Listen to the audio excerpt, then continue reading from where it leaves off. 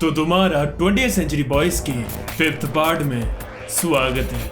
और हाँ, मैंने पहले भी कहा था कि ये साइकोलॉजिकल मांगा है, इसे तुम्हें टाइम देना होगा। मैं गारंटी दे रहा हूँ कि ये मांगा बहुत खतरनाक है, मतलब कि ये तो तुम्हें देखनी चाहिए। और आज हम कवर करेंगे चैप्टर 66 से 80 तक, यानी कि फिर से 15 चैप्टर्स। और मैंने कहा था ना, जितना हम स्टोरी में आगे जा रहे हैं उतना ही ज्यादा मजा आ रहा है। That's a magic of Naoki Urasawa। और मैं बताना चाहूंगा कि इस पार्ट में फ्रेंड का फेस रिवील हुआ है। और अगर तुमने इसके पिछले पार्ट्स नहीं देखे हैं तो पहले जाकर वो देखो, लिंक डिस्क्रिप्शन में। और हाँ, मैंने एक डिस्कॉर्ड चैनल भी खोल लिया है, उसका लिंक भी डिस्क्रिप्शन में है, जाकर ज्वाइन करो। यारे रिकैप। तो पिछले पार्ट में हमने देखा कि 31 दिसंबर 2000 के रिसेक्शन के बाद हम सीधा कहानी में 14 साल आगे फ्यूचर में आ जाते हैं, जहां हम देखते हैं कि कान्हा एक केस में फंस चुकी है, जहां एक पुलिस वाला है जो फ्रेंड के साथ मिला हुआ है और उसने उस विटनेस को मारकर अब वो कान्हा के पीछे पड़ा हुआ है। दूसरी तरफ हम देखते हैं कि ओचो जेल में बंद है और अब वो एक दूसरे बंदे की मदद लेके वहां से भागने की तैयारी कर रहा है। अब आगे देखते हैं कि क्या होता है। Chapter 66 to 70।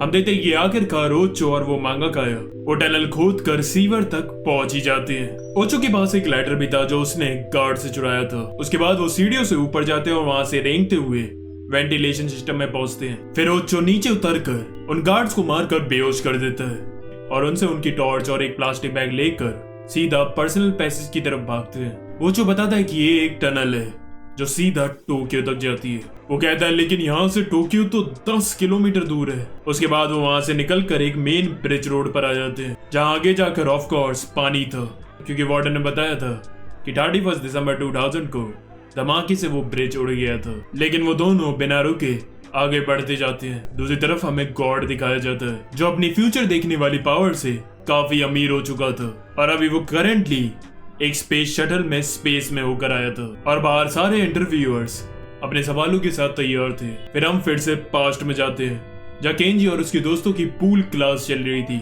और उधर हमें दिखाया जाता है कि केंजी और ओचो पानी में डुबकी लगाकर कंपटीशन कर रहे थे कि अंदर कौन ज्यादा देर तक सांस रोक सकता है। अब 2-3 मिनट के बाद ओचो बाहर निकल आता है और केंजी उससे जीत जाता है। अब हमें प्रेजेंट में दिखाया जाता है कि ओचो उसे ये कहानी बता रहा था। काफी देर तैरने के बाद उन्हें दिखता है कि आगे रास्ता ब्लॉक है। ओचो कहता है नीचे एक और इमरजेंसी रास्ता होगा, तो 5 मिनट यहीं रुकना, मैं आता हूँ। उसकी थोड़ी देर बाद ही वो टॉर्च को प्लास्टिक बैग से बाहर निकाल लेता है और उस पन्नी में हवा भर लेता है और पानी में डुबकी लगाकर अंदर की इमरजेंसी एग्जिट से होते हुए निकलता है। लेकिन फिर उसकी सांस रोकने की लिमिट खत्म हो जाती है। तभी ओचो उसे ऊपर खींचता है और वो देखते हैं कि वो बाहर की तरफ आ चुके हैं। उनके भागने की खबर चीफ वार्डन को मिल चुकी थी। वो हेड जेलर को कहता है तुम्हें पता है ना प्रिजनर नंबर 3 कितना खतरनाक है। मुझे नहीं पता जिंदा या मुर्दा, वो मुझे चाहिए और अगर ऐसा नहीं हुआ तो तुम जानते हो कि तुम्हारे साथ क्या हो सकता है। वो मांगाकाया ऊपर चढ़कर आजादी से बाहें फैला रहा था कि तभी ओचो उसे नीचे पकड़कर खींच लेता है और कहता है ऊपर देखो। तो हम देखते कि वहाँ कई सारे हेलीकॉप्टर्स उन्हें ढूंढ रहे थे। वो कहता है अब हम यहाँ से कैसे निकलेंगे। ओचो कहता है रिस्क लेना होगा, मैं सही हुआ तो हम यहाँ से निकल सकते हैं और नहीं तो हम पकड़े जाएंगे। तभी रात में ओचो को एक बोट दिखती है, तभी वो दोनों मौका देखकर पानी में कूद जाते हैं और तैरते हुए उस बोट पर चढ़ जाते हैं। तभी ओचो उन थाई लोगों से उनकी लैंग्वेज में रिक्वेस्ट करता है, जिसके बाद वो उन्हें अपने साथ आने देते हैं। ओचो फिर उसे बताता है कि मैंने सुना था कि यहाँ से थाई और चाइनीज बोट्स भी जाती हैं। अगर ये अनलकीली जैपनीज बोट होती तो अभी हम जेल में बैठे होते। और आखिरकार 14 सालों के बाद ओचो टोक्यो पर कदम रख पाता है और वो सामने वाली बिल्डिंग को देखकर हैरान हो जाता है। अब हम फिर से पास्ट में जाते हैं जहाँ केंजी और उसके दोस्त बात कर रहे थे एक्सपो के बारे में जो ओसाका में लगने वाला है। वो सब दोस्त डिस्कस कर रहे थे कि वहाँ कितनी तरह तरह की एग्जीबिशंस लगेंगी। हम प्रेजेंट टाइम में देखते हैं तो ओचो बताता है कि उसने वो एक्सपो 1970 में ओसाका जाकर देखा था। वो मांगाकाया बताता है कि हाँ, सुनने में आया था कि वो दोबारा ये एक्सपो रिकंस्ट्रक्ट करा रहे हैं। तो क्या है कि अब असलियत में ओसाका में 1970 में एक एक्सपो लगा था और जो वो अजीब सा टावर उसने देखा था ना, वो असलियत में एक्सपो के टाइम पर ही लगाया गया था।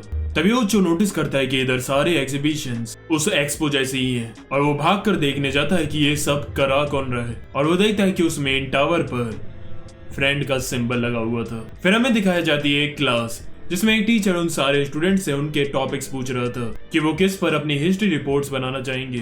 तभी वहाँ एक लड़की कोज़मी होती है जिसे कोई टॉपिक नहीं मिल रहा था, इसलिए वो रैंडमली बुक में से देखकर बोलती है कि मुझे ये जो ब्लडी न्यू ईयर ईव 2000 था उसमें जो टेररिस्ट था एंतो केंजी, मुझे उस पर रिपोर्ट बनानी है। टीचर कहता है लेकिन इन सब की इंफॉर्मेशन पता लगाना काफी डिफिकल्ट है। वो कहती है कोई बात नहीं सेंस से मैं कर लूंगी। उसका टीचर कहता है वैसे वो ब्लडी न्यू ईयर ईव मैंने अपनी आंखों से एक्सपीरियंस की थी, कितना खौफनाक था वो। अगर फ्रेंड उस वक्त वहां नहीं होता तो हम भी बच नहीं पाते। मतलब कि तुम समझ रहे हो। इसका मतलब है फ्रेंड ने पहले रोबोट बनाकर डिस्ट्रक्शन करा और केंजी को फंसाकर उसे विलन बना दिया और फिर उसने खुद दुनिया को बचाकर उससे हीरो बन गया। उसके बाद कोज़मी कहती है वैसे पिक्चर देख के तो कुछ और ही लग रहा है कि ये जो केंजी और उसकी गैंग है ये उस रोबोट को रोकने के लिए जा रहे हैं। I mean, अगर वो रोबोट से सब कुछ डिस्ट्रॉय करवा रहे थे तो वो रोबोट के पास क्यों जा रहे हैं। टीचर कहता है वो रिमोट कंट्रोल से उसे कंट्रोल कर रहे थे। वो कहती है फोटो में तो कोई रिमोट कंट्रोल नहीं दिख रहा। उसके बाद कोज़मी अपने प्रोजेक्ट रिपोर्ट के लिए पीस मेमोरियल भी जाती है जहाँ उसे केंजी के मेमोरियल के पास एक बंदा दिखता है जो कि केंजी के फेवरेट नूडल्स खा रहा था। वो उसे पूछती है कि क्या आप केंजी को जानते हो। हम देखते हैं कि वो शख्स गॉड था। अगर वीडियो अच्छी लग रही हो तो लाइक करना मत भूलना और शेयर करना भी। डिस्क्रिप्शन में मेरे सोशल मीडिया के लिंक है, जाकर फॉलो करो।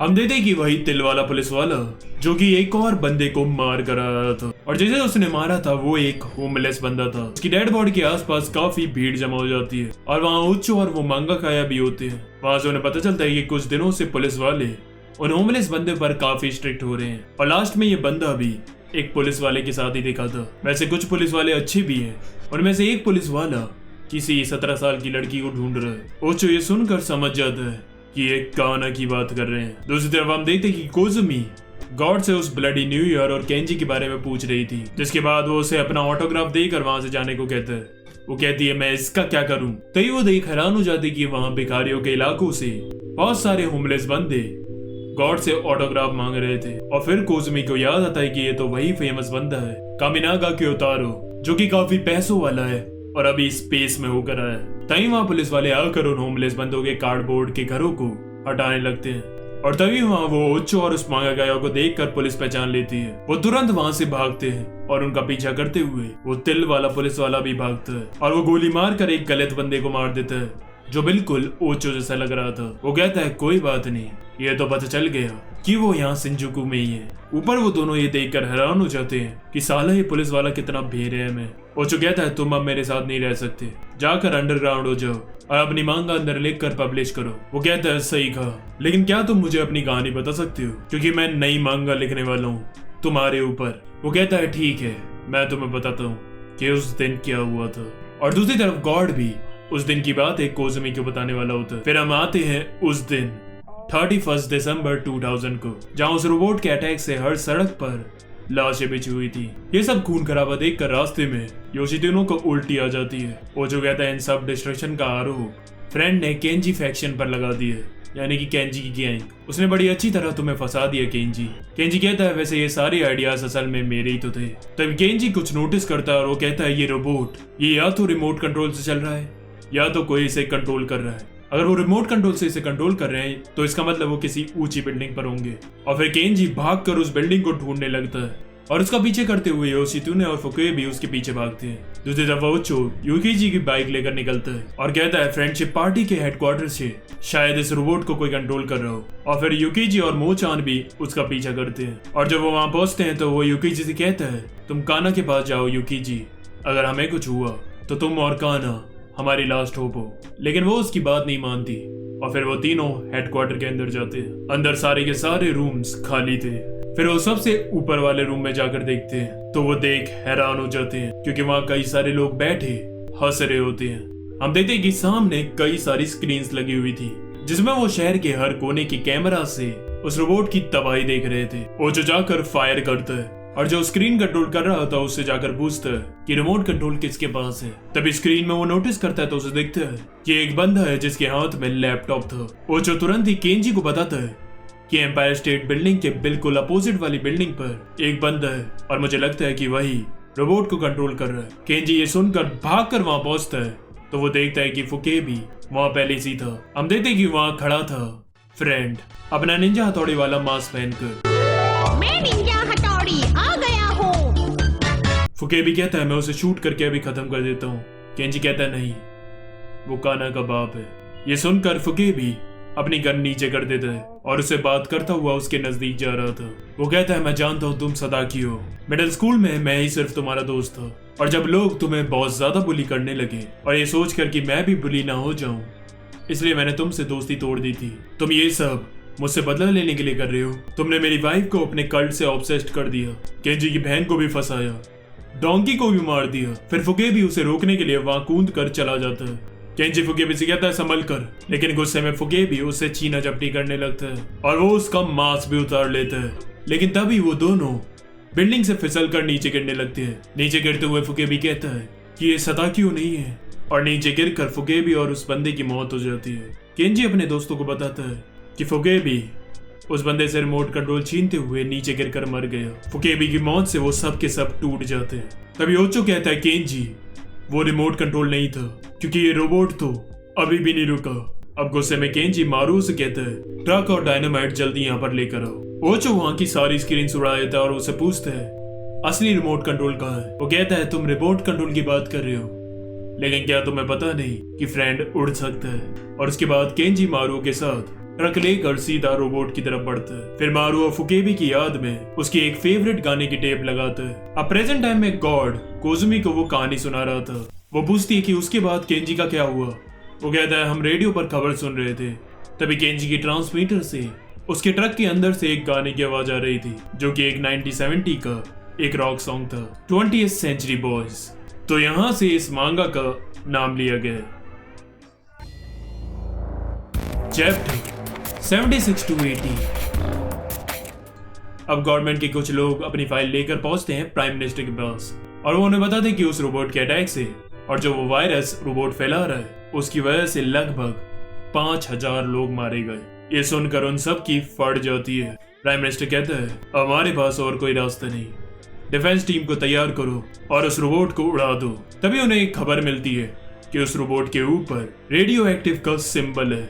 उसमें से एक एडवाइजर कहता है कि ये पक्का एक ब्लफ है, वो ऐसी चीज के अंदर एक एटॉमिक एनर्जी फिट ही नहीं कर सकते। दूसरा बंदा कहता है कि अगर ये सच हुआ तो पूरा शहर तबाह हो सकता है। प्राइम मिनिस्टर कहता है अब हम अटैक करने का जोखिम नहीं उठा सकते। तभी उनकी कमेटी मीटिंग में मांजू में इंचू आता है फ्रेंडशिप पार्टी को रिप्रेजेंट करने और पीएम से कहता है टेंशन मत लीजिए, मैं सही वक्त पर आया हूँ। दूसरी तरफ ओचो केंजी के पास पहुंचकर मोचान और युगिजी को पीछे रुकने के लिए कहता है क्योंकि उनके पास 3 ही सूट थे जो उस वायरस से उन्हें बचा सकते हैं। युगिजी उनसे रोते हुए कहती है लेकिन तुम सब के सब जिंदा वापस आना। और फिर वो सब सूट वूट पहनकर ट्रक लेकर उस रोबोट के टांगों के पास पहुंचते हैं। फिर हमें दिखाया जाता है कि वो रोबोट काफी चीप मटेरियल से बनाया गया था। उसकी जो मशीनें थी उसे छुपाने के लिए उन लोगों ने फटे पुराने कपड़े उसकी टांगों तक लटका रखे थे और इसी कारण से वो इतना क्रीपी सा लग रहा था। और जो उसका अपर पार्ट था वो बिल्कुल एक बलून जैसा था। फिर केंजी कहता है this wasn't the future we dreamed for. तभी केंजी ऊपर देखता है तो वहाँ एक कॉकपिट था जहाँ से वो असल में कंट्रोल हो रहा था। वहां तक पहुंचने के लिए वो वहां से छलांग मारकर कपड़े को पकड़कर उन सीढ़ियों तक पहुंच जाता है। हम देखते हैं कि मांजू में पीएम से कहता है कि हमने उस वायरस का वैक्सीन बना लिया है। फ्रेंड 2 सालों से लेबोरेटरी में उस पर काम कर रहा था और हमने उन्हें दूसरी कंट्रीज में भी भेज दिया है और बाकी का अभी नरीता सिटी में है। पीएम ऑर्डर देता है कि नरीता से टोक्यो वो वैक्सीन जल्द से जल्द मंगाई जाए। वो उसका शुक्रिया अदा करते हैं। मांजू में कहता है मैंने कुछ नहीं किया, मैं तो बस फ्रेंड के ऑर्डर फॉलो कर रहा हूँ। वैसे उस रोबोट को रोकने के लिए हमने बैरिकेड का एक मॉन्यूमेंट बना लिया है। तभी उसे एक कॉल आता है कि फ्रेंड उस मॉन्यूमेंट के ऊपर चढ़ा हुआ है। वो रोते हुए पीएम से कहता है कि फ्रेंड दुनिया को बचाने के लिए अपनी जान दांव पर लगा रहा है। दूसरी तरफ ओचो भी उसके पीछे आकर उसे डायनामाइट पकड़ाता है और अपना हाथ बढ़ाता है केंजी को उसे खींचने के लिए, लेकिन केंजी उससे कहता है मैं बस 2 सेकंड में काम करके आया ओचो।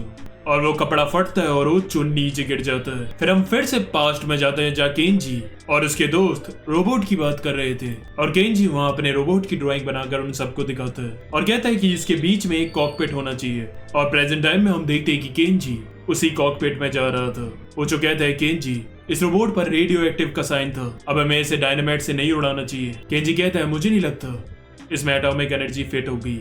वो कॉकपिट में पहुंचता है तो वो देखता है कि उधर एक डॉल बिठा रखी थी और वो सारे कंट्रोल्स फेक थे। उसके बाद वो वहां डायनामाइट फिट कर देता है और वो चोर मारू उसे कहता है रोबोट से दूर हटने के लिए क्योंकि 3 मिनट में धमाका होने वाला है। तभी पीछे फ्रेंड की वीडियो चलती है। केंजी कहता है तो वो बंदा जो गिरा वो फेक था। फ्रेंड कहता है बहुत मजा आ रहा है केंजी कुन, चलो और खेलते हैं। और तभी वो सामने देखता है तो उस बड़े से एक्सपो टावर पर फ्रेंड चढ़ा हुआ था। फ्रेंड कहता है जल्दी वहां से निकलो केंजी कुन, 3 मिनट में डायनामाइट एक्सप्लोड हो जाएंगे। केंजी कहता है साले तू कायर, अपना मास्क उतार और अपनी शक्ल दिखा। फिर फ्रेंड अपना मास्क उतारता है और उसकी शक्ल देखकर केंजी की फट जाती है। पीछे सब चिल्ला रहे थे केंजी वहां से बाहर निकलो, एक्सप्लोजन होने वाला है। उसी मोमेंट पर तभी 12 भी बजते हैं और 21st सेंचुरी शुरू हो जाती है। और अब फिर से नाओकी उरासावा हमें और कंफ्यूज करने के लिए और अब हम फिर से फ्यूचर में आते हैं जहाँ काना चोनो को ये स्टोरी बता रही थी। वो कहता है तुम्हारे अंकल का क्या हुआ। फिर वो बताती है कि उस स्पॉट पर बहुत बड़ा धमाका हुआ और फिर वो उसे कैसेट में एक गाना सुनाती है जो कि केंजी ने 31 दिसंबर 2000 को रोड पर गाया था। उस गाने को सुनकर चोनो रोते हुए कहता है तुम्हारे अंकल की सिंगिंग तो बहुत खराब है। अब हम आते हैं यूएन हेडक्वार्टर्स पर जो हमें फर्स्ट चैप्टर में दिखाया गया था और वहां फिर अनाउंस करा जाता है जिन्होंने 21st सेंचुरी को बचाया था। और इस बार हमें उन सब की शक्ल दिखाई गई और वो और कोई नहीं वही फ्रेंड के लोग थे, मांजू वेंशो और बाकी के मेंबर। उसके बाद मांजू में स्पीच देता है और कहता है इन सारी तालियों का हकदार सिर्फ एक ही इंसान है, लेकिन मुझे समझ नहीं आ रहा था कि ये पेनफुल इमेज मैं आप सबको कैसे दिखाऊं। उसने अपनी जान की बाजी लगाकर हम सबको बचाया है। The person who bounds all of the humanity together, friend. और पीछे हमें एक वीडियो दिखाई जाती है जहाँ फ्रेंड पट्टियों से हॉस्पिटल में बंधा हुआ था। वो कहता है let us all join hands and walk together और सारे ये देखकर उसके लिए तालियां बजाने लगते हैं। अब गॉड की बातें सुनकर कोजुमी को पता चलता है कि जो भी बुक और इंटरनेट पर फ्रेंड के बारे में बताया गया है वो सब का सब झूठ है। तभी गॉड उस रामेन वाले से पूछता है काना के बारे में। कोजुमी कहती है काना कौन है। गॉड कहता है केंजी की भतीजी। वो कहती है वो एंदो काना उसकी भतीजी है, वो तो मेरे स्कूल में पढ़ती है। फिर गॉड उसे ये भी कहता है कि इस स्टोरी के बारे में किसी के साथ डिस्कस मत करना वरना मारी जाओगी। अब इस डर के मारे वो अपने टीचर से उसका टॉपिक चेंज करने के लिए कहती है, लेकिन उसका टीचर कहता है अब नहीं हो सकता और अब तो तुम्हारी रिसर्च के लिए इस फ्रेंडशिप पार्टी ने तोमोदाची लैंड की एक टिकट भी भेजी है। तोमोदाची मतलब तो तुम्हें पता ही होगा, फ्रेंड होता है इन जापानीज। वो कहता है तुम बहुत लकी हो, तुम्हें वहां जाने का मौका मिल रहा है, तुम वहां से बहुत कुछ सीखोगी। हम देखते कि अगले दिन वो फ्रेंड की एक बस में तोमोदाची लैंड के लिए जा रही होती है। तभी उनकी गाइड उन सबको एक स्पून पकड़ाती है और कहती है अब मैजिक देखना, चलो अब सब के सब बोलो बैंड। और जैसे ही वो सब बैंड बोलते हैं उन सब की चमचें मुड़ जाती हैं, जो देखकर कोजुमी की फट रही थी कि मैं ये कहाँ आ गई। और बस यही ये चैप्टर खत्म हो जाता है। अगर तुम नए हो और तुमने मेरी बज़क की सीरीज नहीं देखी है तो उन्हें देखने के लिए यहाँ ऊपर आई बटन पर क्लिक करो। लाइक शेयर सब्सक्राइब तो कर देना जरूर, क्योंकि 80% से भी ज्यादा लोग हैं जो वीडियो देखते हैं लेकिन सब्सक्राइब नहीं करते। थोड़ा सा कष्ट उठा लो और उस पर क्लिक कर दो। आज के लिए बस करते हैं। आरिगातो।